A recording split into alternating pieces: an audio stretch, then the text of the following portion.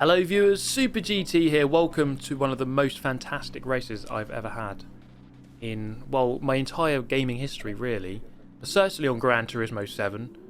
So we jump into a new week of daily races. That makes no sense, but you know what I mean. We've had 3 new races come up. This is daily race C. It's a 10-lap race around Daytona in Group 3 cars. Pretty much the dream combination. It's what we want to see. Now, there was a bit of a mistake going into this week because they put it up as a BOP race on Sunday night. Then someone hacked into the game or worked around the system and made a much better car than you're actually allowed to use. And then they took it down and then made it a tuning race, which a lot of us weren't very happy about, and I was quite looking forward to doing a BOP race, I must be honest. But if this race is anything to go by, then tuning can certainly produce some very good races, some absolute barnstormers, to put it in more technical terms. So, as I say, 10 laps around Daytona. It's going to have a bit of dynamic time as well, which is always good to see. So you'll notice throughout the race, the sun will set and it will become dark. So that was a nice touch. But the most important thing is the quality of the racing here. As we started the race in 6th place with a 144.9 I think it was, qualifying time. And therefore we had to make our way up the order somewhat, because 6th place isn't 1st place. As good as 6th is, it's not 1st, so therefore we need to overtake some people. So through the bus stop, we get a good run compared to Ollie in front, and we're going to move to the outside, but it doesn't really pay dividends here because I'm not in the slipstream of the car in front. So the main tactic in this race, as you can see on the bottom right of the screen, is to save some fuel. There is going to be, well, there actually isn't a mandatory pit stop, but, well, technically it is kind of mandatory in the sense that you will run out of fuel at some point during the race, so you're going to have to go in and refuel, and ideally say to change your tyres as well. So that's going to be, midway into the race, end of lap 5. So we've got a few laps until that point.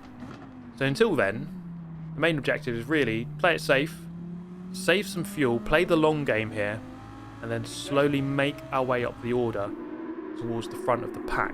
Ideally first. For those who are new to racing, you want to finish the race in front of everyone else. So that's going to really be our main objective. So for the time being, sat here just behind Ollie and saving a decent amount of fuel. The main strategy for me was to short shift slightly and then to use a lean mix at the ends of the straights, so you don't really lose too much fuel. You don't really lose too much speed. When you do that, and you don't really lose too much speed at the end of the straight when you do that, meaning that you're not really losing time, but you are saving fuel. So it's worth doing. So you can see here, just dropping into lean mix 6, even if it's for a couple of seconds. If you do it multiple times in the race, it's going to add up the amount of seconds, and it does work overall. So most of us trying to keep a decent line there with the final chicane, and if you watch some of the very top times on the leaderboard, it does get a little bit messy because this is nothing like the license test. It's quite funny because in one of the license tests on the game, they tell you to do that bus stop that we just went through, that chicane, and it's very strict with the track limits. But here, I think the race stewards are either just not existent, or they're looking the wrong way, or everyone has bribed them. One of those possibilities, because you are actually allowed to just run the grass entirely, and you can gain a couple of tenths by doing that. I think most people here are just trying to actually keep within the track limits of 2 wheels on the curb, and it's kind of some weird unwritten rule, unwritten code that we're all trying to abide by at least. So Wind here, getting a slightly poor run off of the International Horseshoe, so I felt like, okay, we'll go for that move and move up into 5th position. Just try and keep touch with this top group here, and make sure we don't get dropped. So it's very crucial that we stay within slipstream range of these cars in front to make sure that we can save the fuel, and of course that the gap doesn't get too big, so we don't get, we do not want to get gapped and make it too difficult for ourselves to catch up later on. Into the horseshoe, lap number 3, coming flying through here, using as much curve as possible, onto the back straight, having a nice run actually, and just playing it nice and patient. We're driving the Lamborghini Huracan, which is not the go-to choice really. Most people are using the Audi R8, as you can see in front. And actually, there's a big change for the lead here, as Key and Ollie both go around the outside and take the lead of the race, first and second for them two now. And it looked as though there's a difference in strategy and philosophy in this race between some of the different drivers. Fento and Mohammed and Breeze, who we've just gone past, looks like they're trying to save a bit more fuel compared to Ollie and Key at least. So Fento quite slow off of turn 1, so I thought I don't want to get held up behind someone who's trying to save too much fuel, so I'm going to go for the move. We get that move done, so we quite easily move up into 4th. So good progress has been made so far, just making our way up the positions. If the opportunity arises, go for the move, but don't push too hard to make it happen. Don't want to use up too much fuel doing it. So onto the oval, Basic Ollie and Mohammed here going side by side, and I saw that as an opportunity to nip underneath on the way out and move up into 3rd. So we've made some sort of solid overtakes here. Nothing too spectacular. Just waiting for the opportunities to arise, making them happen, just being nice and clinical. Nothing too over the top at this point. So we're going to bump draft Basic Ollie here at the risk of getting a penalty, because the penalties are fairly strict here. I've done this race a couple of times on this day and was sometimes getting 4-second penalties or going into the back of someone like that. So you do have to be quite careful with it. It looks like Mohammed didn't have a good run through the bus stop. So the race is just beginning to be a bit more stretched. First 3 laps you see the top 6 were very, very close. And now actually he's coming back at me. I'm trying to save a bit of fuel here. But Mohammed has other ideas, he just wants to go back into 3rd place. He's going to challenge this one around the outside. And we're going to go into turn 1 side by side behind Ollie. I'm going to try and get on the power here, but there's a bump. And I just got on the power a little bit too much, too early. And we're going to have a big oversteer moment. Fortunately, I was able to correct it and not lose complete control of the car.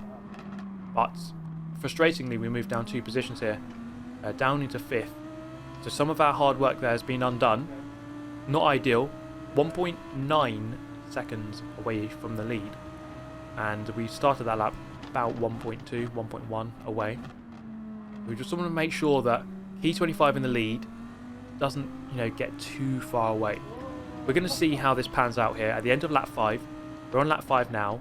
We're going to come into the pit lane at the end of this lap, and I'm pretty sure everyone else is as well. So this is going to be a crucial moment of the race. And my main strategy, as you can probably tell, the amount of times I've said it, is the fuel saving strategy. We've done a fairly good job so far of sitting behind people, using a leaner mix, and what this is going to do is it's going to mean that we don't have to put in as much fuel at the pit stop. We're going to save a bit of time in the pit lane, and therefore we're going to hopefully, ideally, jump forward a little bit in the positions. So let's see what happens. As, oh my goodness, into the barrier goes Fento. So easy to do that. And I think Breeze behind did the same thing and also met his fate in the Barry R. Barry R, very popular around here. Right, here we go then. Into the pit lane. 4th position. We've got 15% fuel remaining as we head into the pits. We're going to change their tyres. And Breeze actually did a really good job of fuel saving. He's on 24%. But a lot of the guys in front of me are less than 10%. So we are going to save a little bit of time here. But I'm also going to be quite brave here with the amount of fuel put in. We're going to come out of the pit lane with 85% fuel, which is going to mean I'm going to have to be very fuel efficient on this second stint. I'm really going to have to save the planet big time here by really just driving very economically. And with current petrol prices, I think that's very relevant. So fuel saving, very much the theme of this race, and very much the theme of the entire planet, as most of us struggle to fill up our cars. Now, Luckily, I don't have to pay for fuel in the game. You know, it's just the game. But the principle still stands. I'm still learning my fuel saving. It could carry over into real life, although my car doesn't have a lean mix thing. It kind of does with sport mode, I guess. Just don't put it in sport mode, put it in comfort mode. Right, anyway, I'm talking a load of gibberish. Let's analyse the situation here. There was a big battle behind. You can see Ollie in 4th has a penalty. And I think there was contact between him and I think Vento. But someone else in the group has been made to disappear, so to speak. And what you'll notice in a lot of races, especially slightly longer races like this, around a tricky circuit, that, you know, at the beginning we had a group of 6. Now it's just myself and Key, really. So the number kind of gets slowly diminished over time. And you just got to make sure that you're the one that doesn't get disappeared, you know. You want to make sure you're still in the battle. So we crossed the line there with 69% fuel, which is very nice. But in fact, it's actually 11% too little. I needed to be on 80% there ideally. Just shows you how much fuel we didn't put in at the pit stop. And therefore, this second stint, we're going to have to be very frugal with our fuel use. I need to save about 3 or 4% a lap, about 3% a lap. So I need to start using about 17% every lap rather than 20%, which you'd normally use if you filled up to 100% at the pit stop. And it kind of worked out perfectly, really, because we come out of the pit lane right behind Key. He was originally in the lead. Now, we're not in the lead right now because Will Murdoch is still out. Now, Will Murdoch is another character in this battle because he started at the back of the pack and he's doing a very alternative strategy, which is mega fuel saving. And in fact, he goes into the pit lane right now with 11% fuel remaining. So he's done a really good job to make that car last 7 laps. He's driving the Mazda RX Vision. And I think that might be the go-to car once it all levels out. Crossing the line there with 52% fuel. We're still about 8% short, but we have saved the 3% on that lap compared to the lap before. And you can see here the gap opening up between myself and 3rd place, which is good. We don't really have to worry about them too much. You see they're just in the back of shot. You might have seen Will Murdoch coming out of the pit lane. So he's still someone to consider in this battle. So whilst, yes, I have one eye on the fuel, one eye on Key, and one eye going backwards. Yes, I have 3 eyes. There is a lot to watch here. There is a lot to watch. And we just need to make sure that we balance all of the different considerations of the race. We balance them all equally and make sure we don't do things silly. So we are still saving the correct amount of fuel. The race is getting towards the final stages. Strategically, we've played it perfectly so far. The only mistake I've made really is the oversteer moment on the exit of the first corner on lap 5. I lost to 2 positions and maybe a second or so. Other than that, it's been a pretty good run so far. Tactically played it perfectly, got into the slipstream of Key. You can then therefore fuel save a lot. You'd be amazed how much time you save, how much fuel you can save just by sitting behind someone in the slipstream, letting physics, aka less air resistance, do its thing, and therefore you can save the petrol and save the planet. Amazing stuff. Right, here we go then, the battle hotting up. 2 laps left to go. Setting off the fastest lap of the race actually there, while still actually saving a couple of % of fuel as well. Still need to save some more. But on this lap, I thought I'd change my approach a little bit. Try and get a little bit closer to Key. And if the opportunity arose, I think I felt as though I'd just go for the move and just sit in front. So far in this race, I've just sat behind, and let everyone else do the work. For those of you who watch Tour de France or any cycling, you know what that's like. You know, just sit behind, let the other guy do the work.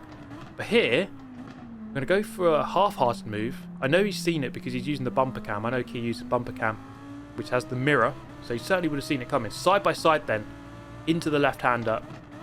Can we get the outside move done? No, we're going to go for the old switcheroo. Not quite going to work. Key very good on the power. He's able to get onto the power very early and he gets a good run. We're going to stick behind, but we are very close now. I can save a little bit more fuel by being this close. And you see the gap behind, 2 seconds to Will Murdoch. So, you know, we're not going to lose 2 seconds unless we do something very drastically wrong. But the battle here between the top two, hotting up with just over 1 lap left to go, guys. This one is going to be very, very close to the finish line. And you see Key here. He's swerving right. He's swerving back left. He knows I'm in the tow. He understood the situation.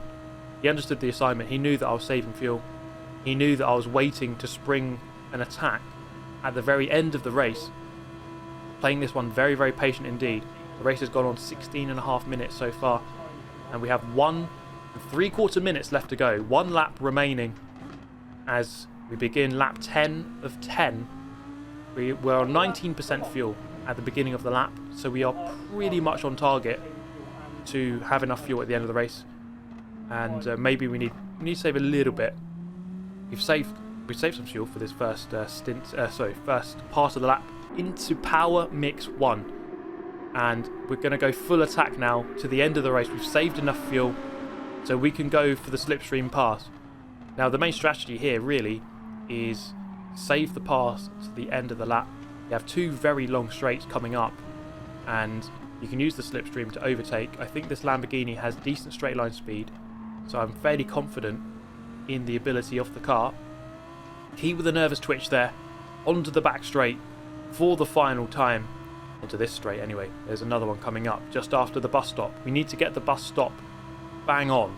Our exit from the bus stop is going to determine whether or not we can slipstream past in the run up to the line. Look how close it's getting now. Into Lee Mix 1, we saved a little bit of fuel there, so I'm still not quite sure we've got enough to the finish line. Through the bus stop, we're going to follow his line exactly, and this is it. Into the slipstream. Let's lessen that air resistance. See if we can overhaul him in the run up to the line. Millimeters to go now in the race. We're going to pull out to the right hand side. The slipstream is working, and with maybe a few 100 meters left to go, we're going to take the lead of the race with perfect timing. We're going to cross the line and take the victory away from Key with merely seconds to go and win it by 0.04. Will Murdoch finishes 1.5 seconds behind, very close indeed. And look at this, guys, the fuel situation on the finish line. I finished with 0%. How close was that? Here was my live reaction.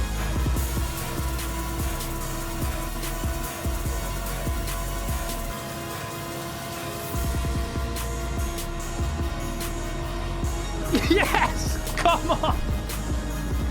Come on! What a race! Oh my god. Get in there, Lewis. So there we go, guys. An absolutely incredible race. Really good battle with Key 25. And really enjoyed it. I think my pace has taken another level on Gran Turismo 7 compared to GT Sport. I'm battling it with people that I normally wouldn't be fighting with. So really happy about that. Really happy with the race.